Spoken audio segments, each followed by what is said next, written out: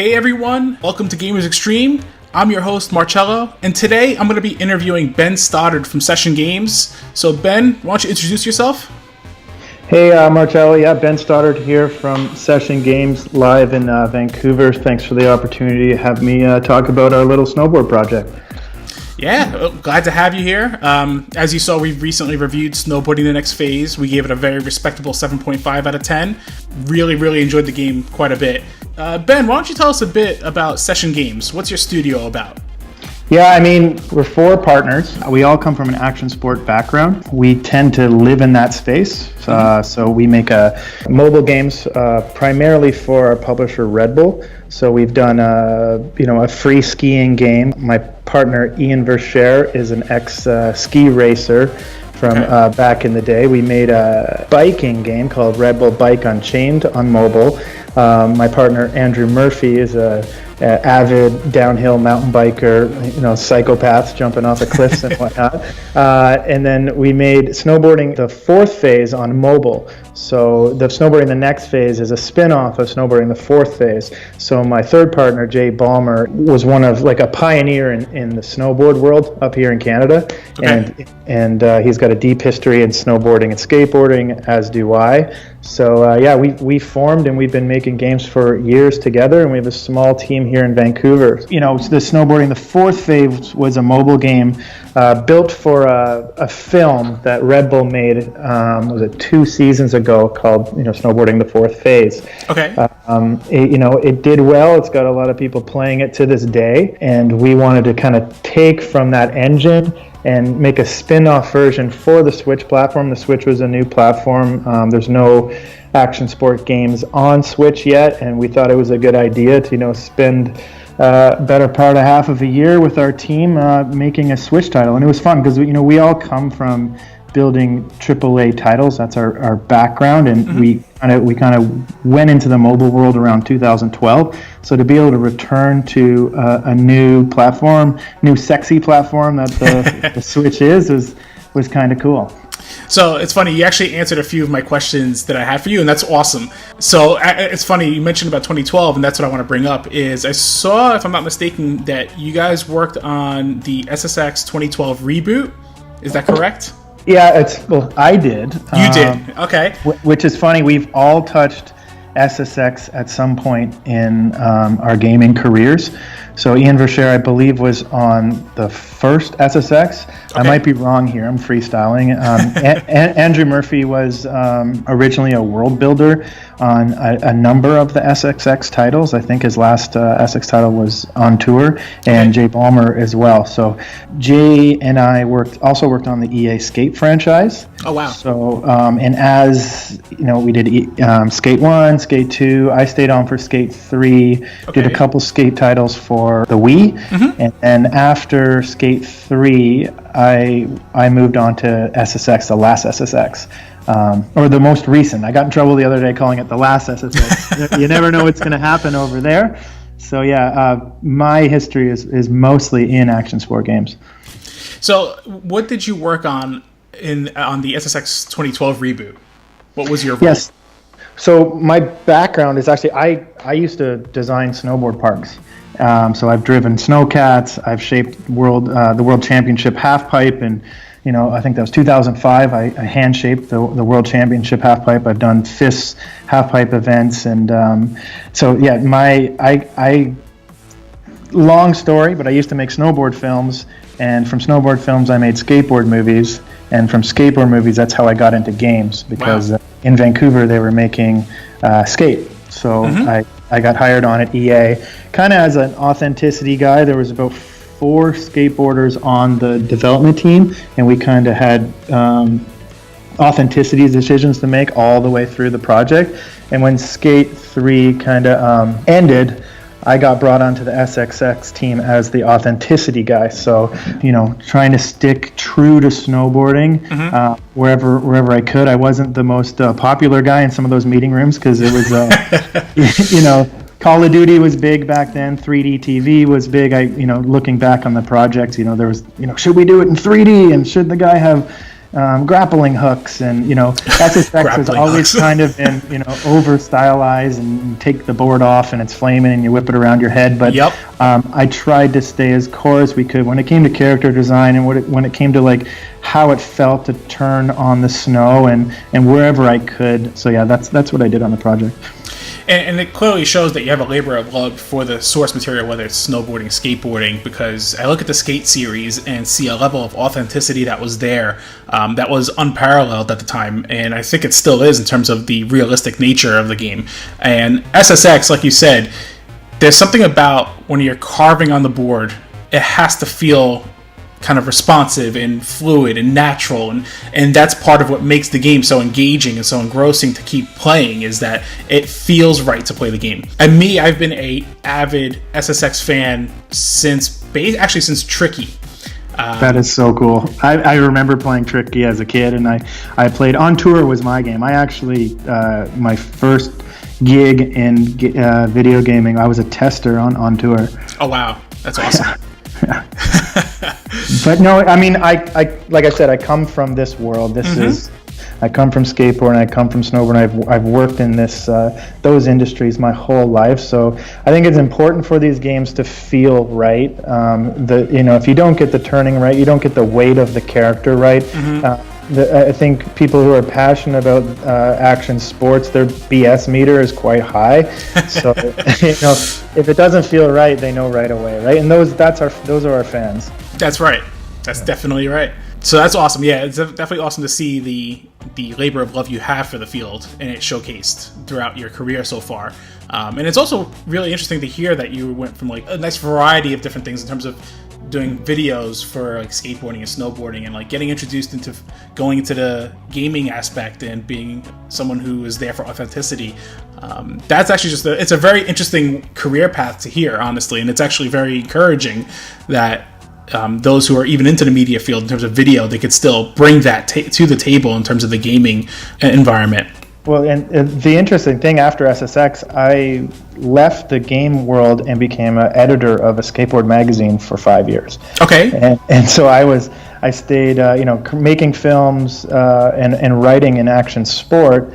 And I kept my foot in the door in video games. I was editing game trailers and whatnot in the Vancouver scene, but my heart has been in action sport. When there wasn't any action sport projects happening from about 2010 to 2015, say 2014. And in 2014, I was approached to help write a pitch for a snowboarding mobile game, and that was Snowboarding the Fourth Phase. So I sat down with my now partners, Jay Balmer and Ian Verscher, and we sat in a room for 2 weeks with whiteboards, and we wrote our dream mobile game, our dream mobile snowboarding game. And I remember after we finished the pitch, we sent it out to Red Bull. They had a request for proposal out, and we had such a good rapport. They messaged me. It's like, hey, if we get the project green lit, would you come on as creative producer on the project? And 2 weeks later, I got the email saying, hey, we got green lit. Do you want to quit your job and come work with us? And that's how we did the snowboard game. And then, like I said, I think we have about 8 million people playing it. Wow, that's awesome. So, yeah, people love the game, and we thought there might be a market on the Switch, so we decided, we're pretty excited. Ian's he worked on Nintendo products in the past. We were pretty excited to how can we get into the Switch market early? And we knew we had this good mobile product, albeit maybe too, some of the reviews that we get from the mobile version is that our controls are too hard, because, you got to be able to grab and spin and control and ollie and tuck on it for us to get a snowboarding game right. And for, how, let's say, mid-core and casual mobile games are going, they're one tap only, usually portrait. In our games, horizontal. So this game actually lends to the Switch quite well, because the Switch has a lot more buttons and a lot more options. So we knew we had a hunch that this would play well on the Switch, and that it's not a $79 game either. We're not trying to kid ourselves, but to have a fun snowboarding experience for under $10 on the Switch is a success in our eyes. And that's what I want to ask. So obviously you guys saw the potential with the Switch, and let's face it, the Switch has been a huge success in the gaming market right now, especially for Nintendo. And it's become a very popular platform for smaller studios to get their games on. It seems to be that a lot of the indies now, or the smaller titles hitting the storefronts, if they go multi-platform, a lot of news articles recently have been about how the Switch seems to be selling tenfold to PS4 and X1 in terms of the downloadable titles. What made you guys develop for the Switch specifically? So you guys decided to go exclusively on Switch, if I'm not mistaken. No, we're still developing mobile games. This is Snowboard. The next phase is exclusive for Switch. You were right, but our studio we still develop for mobile, and we will still develop.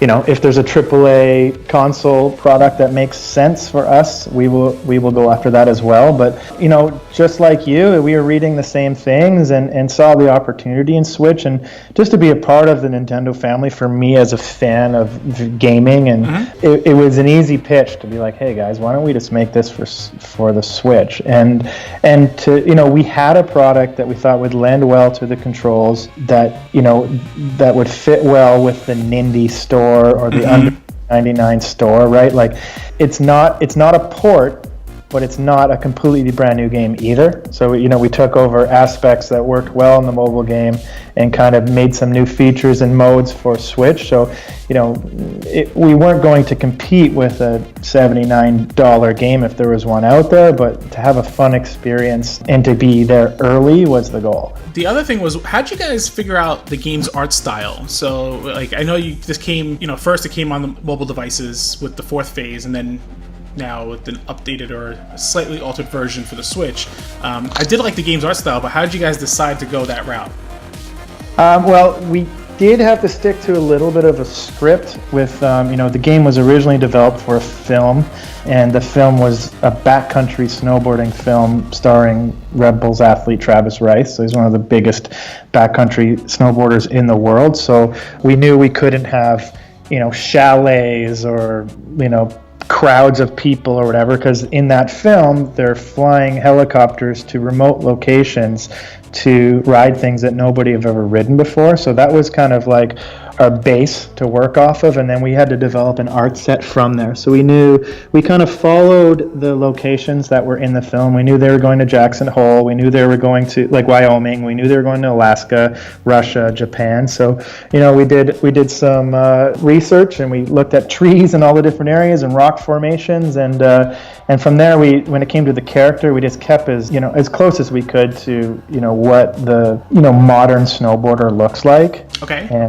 And then we also, to rewind a little bit, we did build this art set with the idea of we're creating a new world of Red Bull games for mobile. So like I said, we did a skiing game, we did a mountain biking game, we did a snowboard game, and they're we didn't want to go the full realistic route. We kind of went hyper-realistic, not really even hyper-realistic, almost cartoony. And in a way, it was deliberate, kind of creating this world of Red Bull games. We started that with Bike on Change, and this was the follow-up. So I guess our base was what the film was going to be and what we've already developed from Bike, because we didn't want to go completely against the art style of Bike Unchained. Okay. Because the plan was to have this, house full of Red Bull mobile games, and that's what we have right now. Okay, I think you might have answered this before, but roughly how long did it take for you guys to develop Snowboarding the next phase? And the follow-up question to that would be, how was it developing for the Switch? I think it was start to finish. I think it was about 9 months. Wow, that's great. Well, we had the engine, we had the levels, we had the animations, and it was just kind of creating a new art set, some new game modes. The second question was, how was it to develop for the Switch? There was a lot of unknowns. With challenges being they make it so accessible, and the Japanese designers so well on their control. They do such a good job that we had to make the game work with all the different control variations that you have. Right, you've got the Pro controller, you've got the my mind slipped me with the name of the different. You have the Joy-Cons and. Whether it's dual or single, I did notice that you guys did every control option possible. And that like, I'm just thinking back to actually the development, and that was one of the hardest things, because you have to think, okay, we have a lot of buttons on the screen in a mobile game, but the Switch wasn't buttons. There's no buttons on this. We didn't use touchscreen, right? The touchscreen option for Switch. So there was just new challenges, I guess, developing for the Switch that we didn't foresee compared to we're a pretty well-oiled machine when it comes to live updating our mobile titles, and we're comfortable talking with Apple and Google Play, but just starting a relationship with Nintendo, there's just unforeseen challenges. It's like age rating in different countries, and certain countries and markets needed certain different things, and so just unforeseen challenges. But other than that, it was pretty smooth, like being able to deal with Nintendo of America, Nintendo of Europe, and Nintendo Direct. They've been great. They've been big supporters of the game, and like I said, for a small studio in Vancouver, fans of Nintendo, it was an honor to be able to put one of our projects in their platform. Awesome. So I actually have 2 questions that fans of the site were actually tweeting to me to ask you. Cool. So one of the questions is from her Twitter handle is Dagger32, and she's a follower of the channel, and she was actually curious to 2 things. The one was, why was there no option for a female snowboarder? Yep. So I'll let you answer that one, and then I'll follow up with the second question she had. To be honest, if we could update the game today, that would be the first thing we would do. Okay. We see it in all the reviews, and originally when we made the game, it was snowboarding the 4th phase, and it was you were trying to be in the game. If we could have a female character in game today, we would do it. It would be the first thing we did in an update. I'm actually developing a new project right now, and the first thing I did was model a female character. Okay. Yeah, and I had a feeling as you were starting to describe like the project and the basis of like the 4th phase leading into this, it sounds like it was more designed based on that film, and that would be why that wasn't incorporated as of this moment. Yeah, and unfortunately there's no women in that film, and I wish we would have stepped up at the pitch for making that game. It's like, hey, the first thing we want to do is choose a character, make it be male and female, skin tone, all of that. So right. Definitely something we are sensitive to, and we are making changes in all of our games moving forward. Right, and she wasn't offended either. I just want to make sure that said, like, she even said, she's like, oh, I'm not like really that like mad about it. I'm just I was just kind of curious to like how that came about. As a fan, like as a gamer, I like playing as the female character in a lot of the games. My female Fortnite, I have a Fortnite character is female, so yeah, and then that's great. Like that's I'll be honest, I play some of the girl characters too if I have an option, depending on who it is. Like even Apex Legends, which is now a huge title out right now, I'll play as Wraith. I think she's a really awesome character. Right. The second question that she had asked, and that we were curious about as well when I was reviewing it, was: is there any update in mind to incorporate grinding on rails and or objects like down trees? That's a great idea. I've had that, I've had plans for many things for updates, including sliding and grinding on things, potentially half pipes, and whatever else we can put into this little game. So we'll see how the demand goes and see where our update goes. But yeah, absolutely. We have a design for how to incorporate rails and grinding. It's basically how to build grind physics into the game. Okay. And hopefully we'll have a chance to implement it on a new update. Awesome. Now, another question I had was, the game does have 2 separate mechanics in there, basically. It's almost one part of it's free form, where you kind of get to go around the terrain freely and collect some of the geotags and hit some of the photo spots. And then there's segments where it like transitions to an on-rail segment. How'd you guys come across that idea? Like, how'd that come about? That's an interesting question. I think we had the tech built for the on-rails segment for the bike game that we built. And I think the fiction behind the idea is the free roaming, big mountain mode was, the idea is you're in the high alpine. You're going through, you're doing like big kind of Alaska style riding, and then when you slide into what we call the freestyle sections, you're on the man-made jumps. Like a snowcat has come in and built these jumps, so you're not, you wouldn't be scouring around looking for geotags or trying to launch off of different cliffs. You're actually trying to send it through the center of man-made jumps. It was a combination of having existing tech and then building it into our fiction. And then another thing was the game soundtrack. Who was your composer, and how'd you guys come about coming up with the soundtrack? Because I have to say, some of the tunes are awesome. I love it. We're getting that in all the reviews, and I love it because I was the guy who switched up the mood of the game. So I'll take the kudos. The original game, the mobile version of the game, had very atmospheric ambient sounds. Mm-hmm. That was the vibe of their film.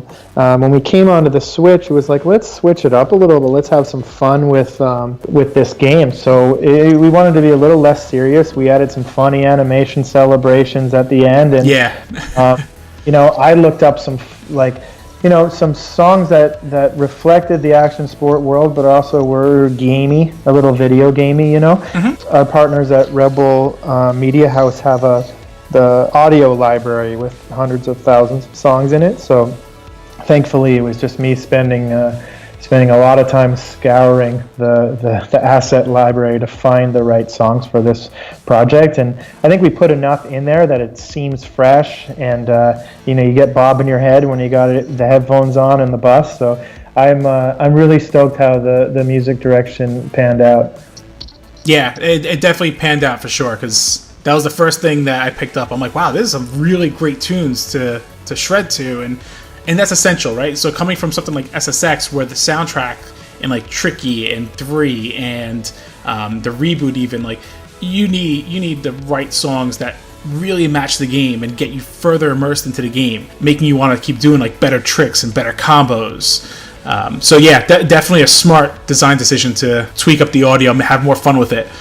And I do think it does reflect the action sport world, but it also, there's stuff in there for everybody. Like there's some hard hip hop beats in there, and then there's some like more electronic-y. There's almost some dubstep in there, and I think about the people playing the game, like nieces and nephews, 7, 8 years old. They're gonna be bobbing their heads playing this. One of our art director has 2 kids, and 1 6 and 1 9, and they sometimes come in and play the game. And I think of who's playing the game, and also staying core to the snowboard world as well. So I'm really glad this soundtrack worked out, and it wasn't a hard pitch for my partners or for Red Bull when I sent them my design. That's awesome. So Ben, I have to ask just randomly, so currently as of right now, what's your favorite game on the Switch, outside of obviously Snowboarding the Next Phase? Oh geez, if Fortnite doesn't count, I play a lot of Mario Tennis, to be honest. Oh, nice. I'm close with the guys at EA who made Skate, the core skateboarders, and we get together a couple times a month. And the one guy has some kids in their early 20s and teens, and they come over with their boyfriends and girlfriends, and we have big gaming nights. And we tend to play Mario Kart and Mario Tennis and Smash Brothers. But the one we've been spending the most time on is tennis. I think Mario Tennis is a tennis game. No, it's a fighting game disguised as a tennis game, which I come from Street Fighter 2 as my game, so that's the game I've been playing the most for sure. That's interesting that you mentioned about Mario Tennis being like a fighting game disguised as a tennis game. I actually like that. That's interesting. Yeah, it totally is. Like, play it with 4 people, and you'll totally get it. Yeah, I'm gonna have to do that. Next game that I have over here, I'm gonna have to definitely put that one on. Ben, the other question is, you mentioned about another project. Any hint as to what the project is? Anything exclusive we can announce through this interview? I can unofficially say we are working in the same space. How about that? The action sport world is a big space, mm-hmm. But we have a couple of sweet projects coming down the pipeline, and we are definitely staying in our lane. And that being said, and if you can answer this, does that mean future Switch content as well from you guys? Absolutely. We love developing on it. Our next project is actually mobile based, but with plans for potential Switch release as well. All right, Ben, any additional comments you'd like for the viewers to know about the game or the studio or just anything in general? We talked a little bit offline here before the start. I still have a few Switch codes for people who would want to try out this game. So if you would love to do a sort of giveaway or something when you promote this, when you post this video, that would be great. Yeah, absolutely. So if you guys listening, we'll definitely have a giveaway contest. So follow me on Twitter at Gamers Xtreme or at Glacier928. That's my personal one. Either one of those, I'll be announcing the giveaway there. So definitely tune in for that as well. And we are at Session Games on all social channels: Facebook, Instagram, Twitter, everything else. Yes, definitely give Session Games a follow so you can tune into more about their future games. Definitely looking forward to seeing their future projects, especially after playing Snowboarding the Next Phase. Thanks. Thanks for your time. This is awesome. All right, everyone. So that's our interview. As always, hit that like button down below. Hit that subscribe button as well for more future content. And as always, everyone, game on.